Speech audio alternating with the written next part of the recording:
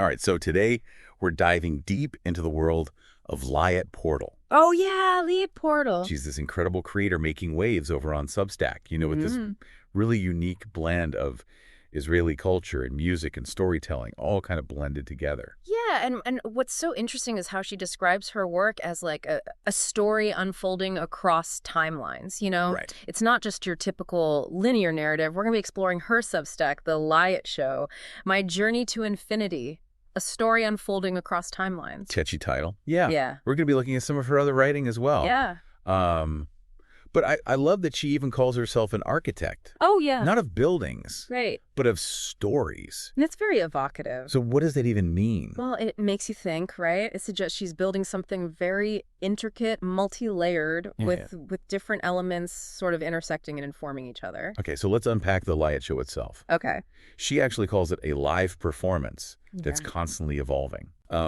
And each episode is like a chapter, and she weaves in all of these personal experiences with elements of Israeli culture, like music, food, even architecture. Right. And it's not just presenting those side by side. It's really this kind of dynamic tapestry where past and present, personal and cultural all come together. Yeah, I noticed that she releases episodes in sets, almost like a TV series or something. Yeah, yeah. But then she also mentions these standalone episodes.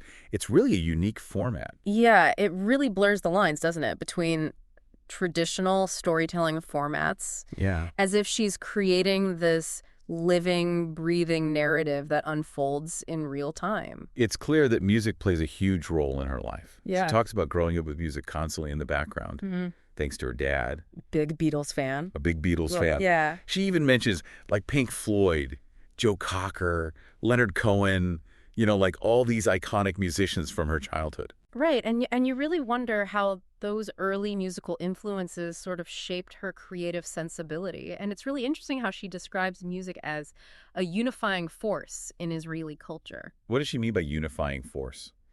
I think she's talking about how music really connects people from these diverse backgrounds in Israel, transcends those differences and acts as this common language that everyone understands and relates to. Yeah? It's a thread that runs through her work, especially in her collaborations. You're talking about the collaboration with Kevin Alexander, right? From Yeah, the yeah. On Repeat Records. Exactly. Over on Substack, yeah. It's amazing how they connected through the platform, Yeah. just bonding over this shared love of music despite never having met in person. Right. They're both so captivated by how music builds these bridges across cultures. And this really speaks to the collaborative spirit that platforms like Substack foster. Yes. She even mentions other Substack writers who've helped her along the way. Ruben Salsa, Joshua Hoffman, Natalie Martinek. It's a testament to how digital spaces can actually cultivate these genuine connections and these creative partnerships. It's really cool. She even mentions learning the technical side of podcasting from Substack itself. Yeah, that's great. It seems like the platform's been a valuable resource for her. It has, but even with that support, she's been very candid about the challenges, especially the platform's reliance on chatbots for customer support, Right. It highlights a common frustration among creators, this struggle to navigate these increasingly automated systems. Yeah, it makes you question those trade-offs of technology, right? Like, Yeah.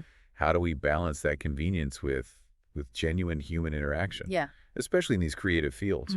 That's the question a lot of creators are grappling with today. Yeah. But Liat's experience really brings it to the forefront. Despite all of these hurdles, her passion just shines through. It really does, yeah. Absolutely. She's clearly invested in reaching a wider audience, even including these calls to action in her articles, Yeah. inviting people to support her journey. Right. And that speaks volumes about her dedication, doesn't it? This crucial role that audience engagement plays in sustaining independent creators like her. She's not afraid to ask for that support. No, not at all. Good for her. And her story is a powerful reminder that creators thrive on the energy and the encouragement that they receive from their audience. Yeah. It's a two-way street. It's inspiring to see her commitment, to pushing boundaries and crafting such a unique experience. She's really challenging our traditional notions of storytelling. Yeah, and speaking of challenging notions, Okay. her collaboration with Kevin, The Liat Show Into the Great Wide Open, Okay. it dives deep into Israeli music and its connections to global culture. Wow. It's a thought-provoking exploration that reveals how music really transcends these geographical borders. That's awesome. But before we dive into that, let's take a closer look at the specific ways Liat uses music as a storytelling tool. So she's not just talking about music. She's using it. Exact to tell a larger story. And it's not just any music. It's Israeli music. Right. Which she points out is deeply intertwined with the nation's history, culture, identity. It's almost like a soundtrack to the Israeli experience. Okay, I'm starting to see how this all connects to this idea of a story unfolding across timelines. Yeah. She's weaving together the past, present, and future, like through this lens of music. Exactly. And to understand this better, we need to delve into Liat's own musical journey, starting with her childhood, and those artists who shaped her early experiences. All right, so let's rewind the tape. Let's go back to where it all began. You know, she mentioned growing up with the sounds of the Beatles. Right, thanks to her dad. Right. And what other musical influences shaped those early years? Well, in addition to the Beatles, she mentions being exposed to Pink Floyd, Joe Cocker, and Leonard Cohen. Artists known for their lyrical depth and musical experimentation. Yeah. You know? It's no wonder she developed this unique approach to storytelling. You know, those artists were pushing boundaries in their own right, blurring genres, challenging conventions. It's fascinating to consider how these artists might have just planted those seeds for Liat's own creative journey. Right.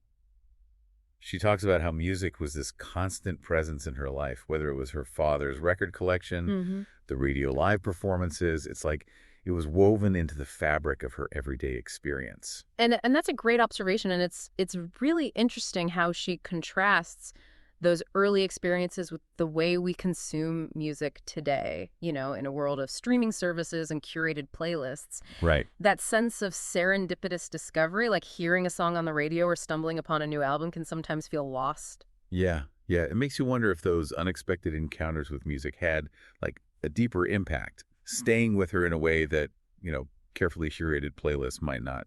Definitely something to consider, and it might explain why she's so passionate about sharing her musical discoveries with her audience. You know, she's trying to recreate that sense of wonder and unexpected connection through her work.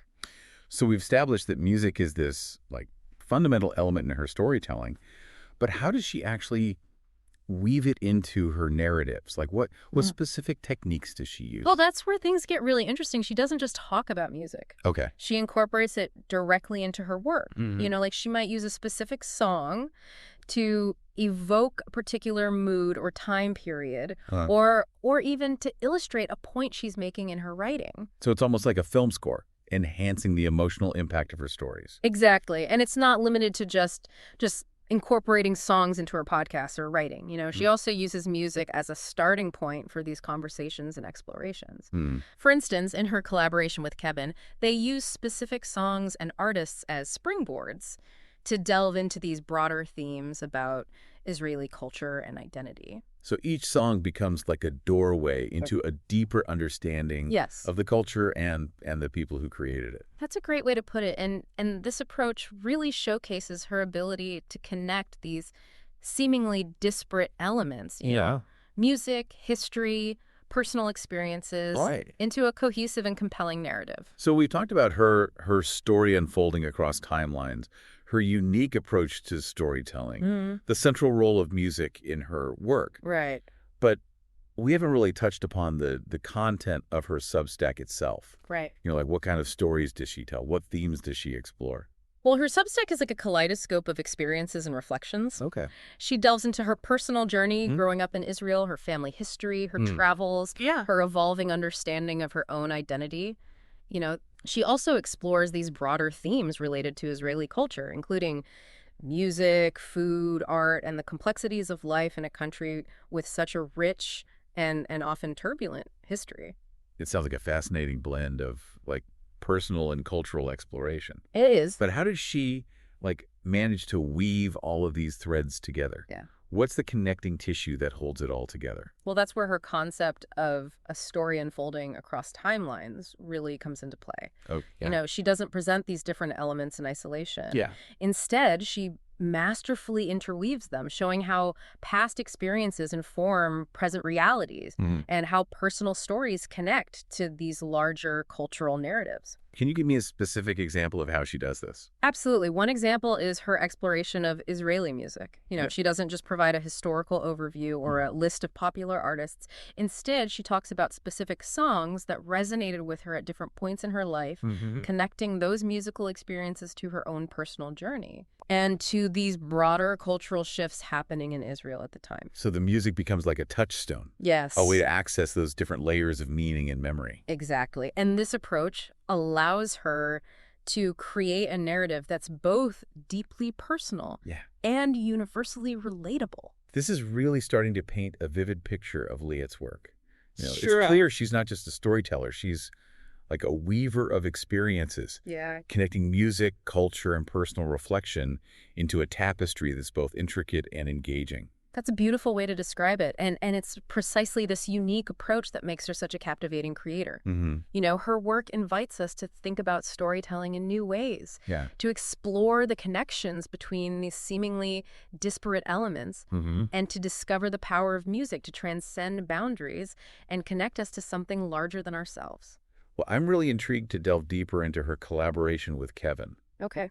And see how they explore these themes together. Let's do that. Their conversation about Israeli music reveals these fascinating insights into the cultural landscape. Okay. And the power of music to build bridges between people from vastly different backgrounds. All right, lead the way. Okay, so let's dive into this collaboration. Like, what makes it so special? Well, I think what's fascinating is how it even came about, like two creators with a shared passion for music connecting through this platform, Stack, which transcends geographical boundaries, right? It's amazing how they both highlight that unifying power of music. Kevin, coming from, a different cultural background, talks about how music creates those connections between people who might not otherwise have anything in common, Yeah, and Leah really emphasizes how Israeli music in particular has played this vital role in forging a national identity. She talks about how, songs are woven into the fabric of everyday life in Israel, holidays, historical events, shared experiences. It sounds like music acts as like a collective memory, a way to connect to a shared history and heritage. That's a great way to put it. And their discussion of Ofra Haza really brings this to life. Liat talks about growing up listening to Haza, from her father's record collection to her appearances at festivals and on television. Yeah, I'm curious about Kevin's perspective. He's coming to Haza's music with, fresh ears. Yeah. So how does he respond to her music? I think he's captivated by her voice, this unique blend of traditional and modern sounds. Right. It's just a beautiful example of how music can transcend cultural barriers and speak to something universal, It's interesting how they both reflect on music discovery in that pre-internet era, Oh, yeah. Len talks about her father's love for the Beatles and how, music was always playing in the background, whether it's the radio or classic albums. Yeah, and Kevin shares similar experiences, reminiscing about those serendipitous moments of finding new music, like a song on the radio or a friend sharing a record. Right. It highlights a different kind of listening experience. It makes you wonder if that element of chance played a role in shaping their musical taste. Yeah. Like in today's world of curated playlists, we might miss out on those unexpected discoveries that can broaden our horizons. That's a really thought-provoking point, and it seems like Liat is kind of recreating that sense of discovery in her Substack. Yeah. Inviting her audience to explore music and culture through her lens. She's not just sharing her favorites, she's curating an experience. This brings us back to that idea of her as an architect of stories. Yes. Carefully crafting these narratives that interweave personal experiences. Right. Israeli culture and the power of music. Yeah, it's fascinating how she uses Substack as her platform to build this unique and engaging world for her audience. It's not just a blog or a newsletter. Right, it's an immersive experience. It's inspiring to see her embrace those possibilities of the platform, experimenting with formats, collaborating with other creators. Yeah, and her journey underscores that incredible potential of online platforms, to empower creators and give them the tools to share their stories and build these communities. It's a reminder that we're living in an era where anyone with a story to tell can find their voice and connect with a global audience. Liat's success is a testament to that. It is, and her story also highlights the importance of of supporting creators. Yeah. She's been very open about the challenges she's faced, particularly navigating the technical aspects of Substack. It's interesting how she talks about those, like, fatal mistakes she made early on. Yeah. Setting up her profile. Right. Integrating with other platforms, figuring out the nuances of the system.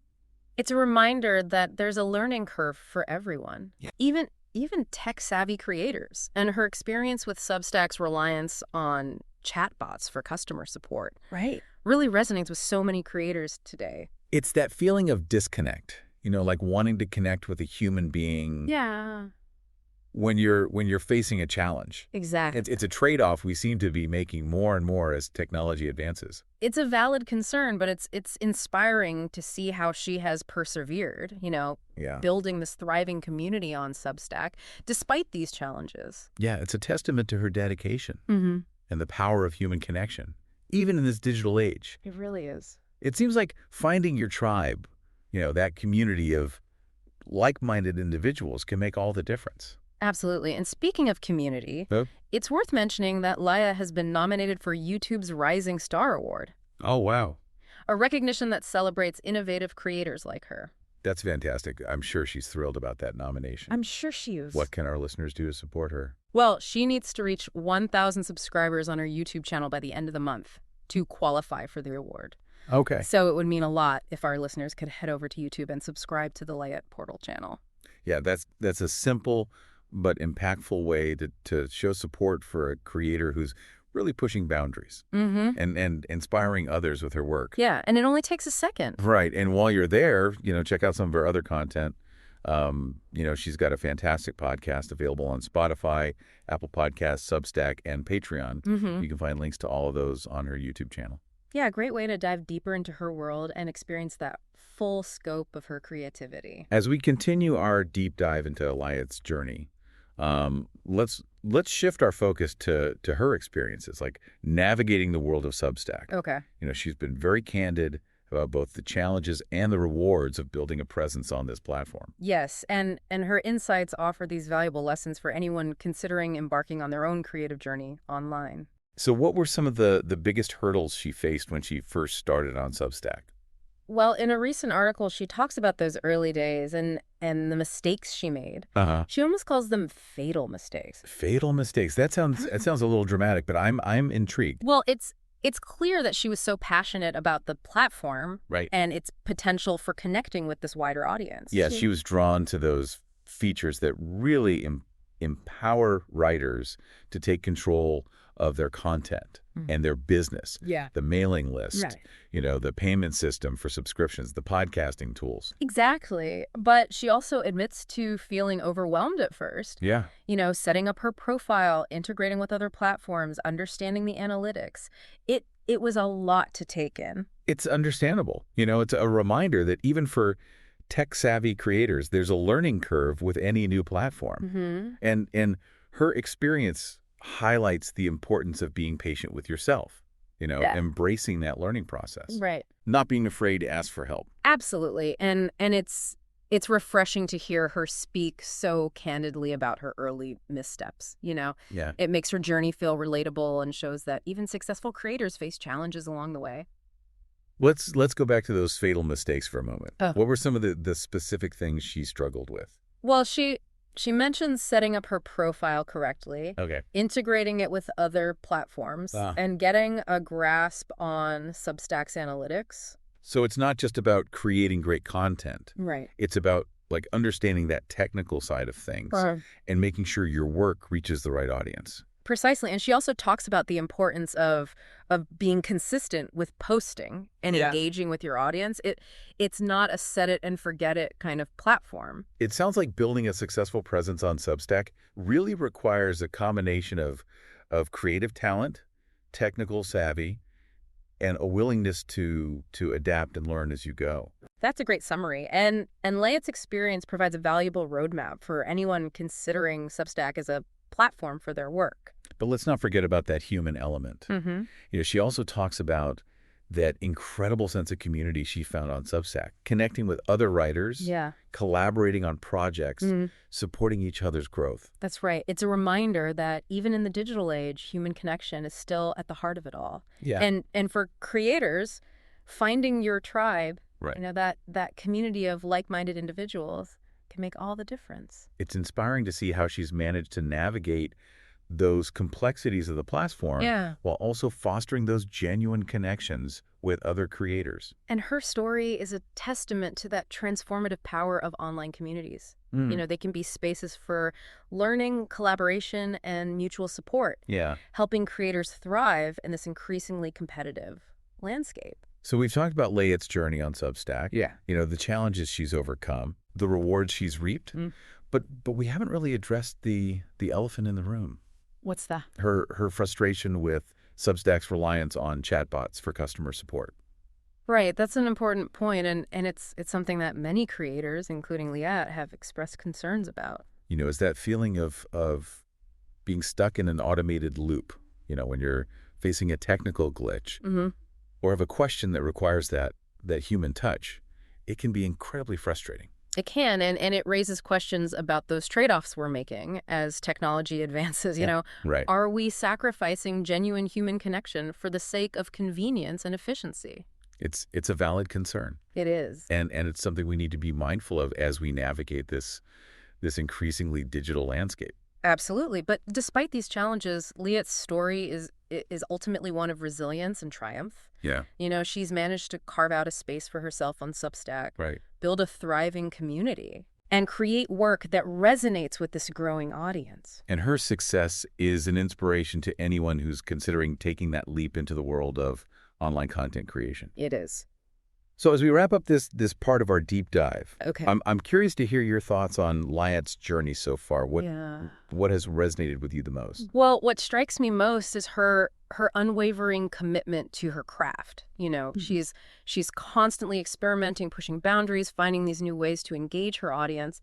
And her story is a powerful reminder that creativity thrives on passion, right, perseverance, and a willingness to embrace the unknown.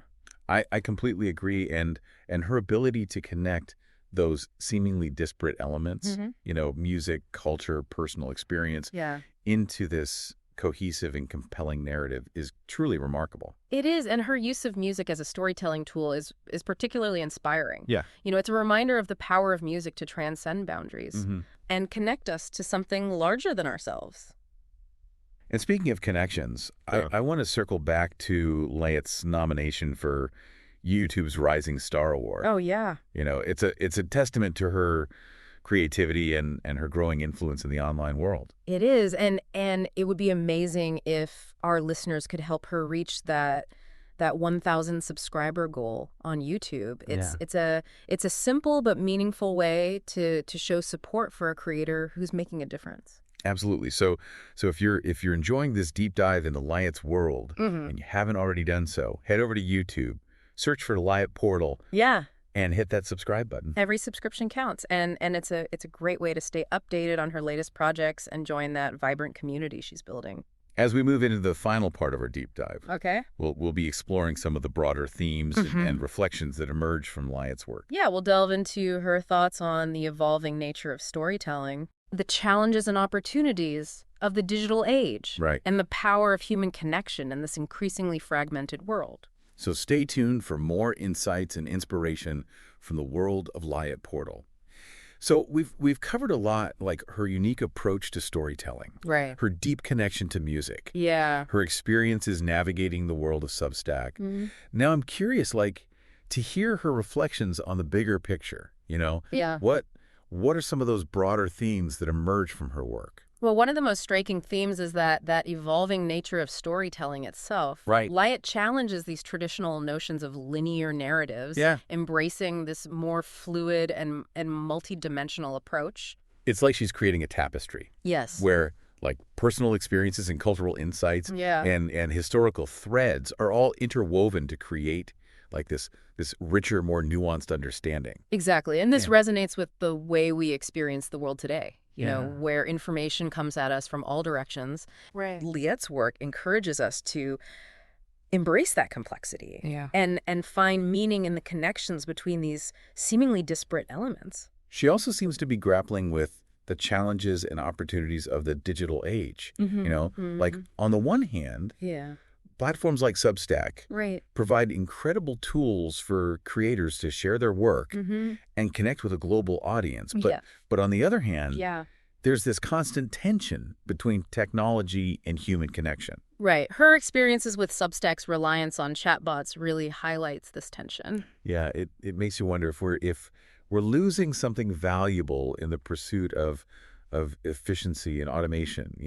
Like, are we sacrificing genuine human interaction for the sake of convenience? It's a question worth pondering, and Liat's work encourages us to be mindful of that tension and to seek out those spaces where human connection can flourish, even in the digital realm. She also seems to be exploring that idea of finding your tribe, Oh, yeah. like that community of like-minded individuals who support and inspire you. Absolutely. Her collaborations with other Substack writers, like Kevin Alexander, exemplify this. It highlights the power of finding your people, those who share your passions and challenge you to grow. It's a reminder that even in this increasingly individualistic world, like we still crave connection and belonging, Yeah. and finding those who resonate with our work and our values can make all the difference. It can, and it speaks to the power of online communities to foster these genuine connections that transcend geographical boundaries. Yeah. Liat's story is a testament to that.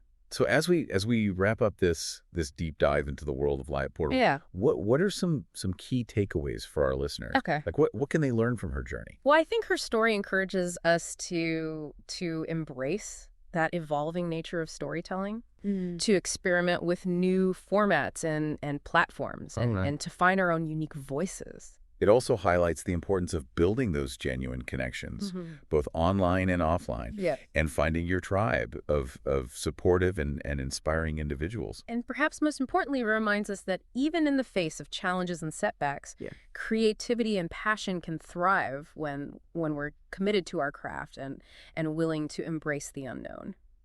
Beautifully said. And before we go, I want to remind our listeners that Liat has been nominated for YouTube's Rising Star Award. Oh, that's right. It's a fantastic recognition of her unique approach to storytelling and her growing influence in the online world. It is, and she needs to reach 1,000 subscribers on her YouTube channel by the end of the month to qualify for the award. Okay. So if you've enjoyed this deep dive into Liat's world and want to support her journey, head over to YouTube, search for Liat Portal, and hit that subscribe button. It's a small gesture that can make a big difference. It can. And it's a great way to stay connected to Liat's work and join that vibrant community she's building. Thanks for joining us on this deep dive into the world of Liat Portal. We hope you've been inspired by her story and her creative vision. Until next time, keep exploring, keep creating, and keep connecting.